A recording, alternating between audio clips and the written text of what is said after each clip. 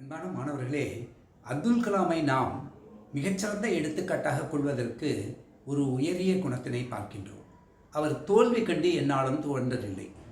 ஆரம்பத்தில் அவர் மிகப்பெரிய குடியரமைப்பு பணிக்காக சேருவதற்காக பார்த்தபொழுது அதில் தேர்ச்சி அடையவில்லை. எனவே அவர் அந்த சமயத்திலே ரிஷிகேசத்தில் உள்ள சிவானந்த ஆசிரமத்தில் உள்ள சாதுக்களை சென்று அவர்களிடம் தனது குறையினை கூறினார்.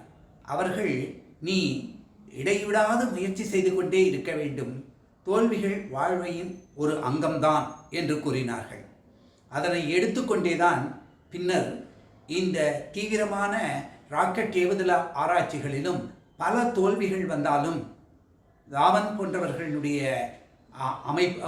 அறிவுரைகளின்படி மீண்டும் மீண்டும் முயற்சி செய்து வெற்றி கண்டார். இதனையே தனது வாழ்நாளின் சாதனையாகவும் குறித்துள்ளார்.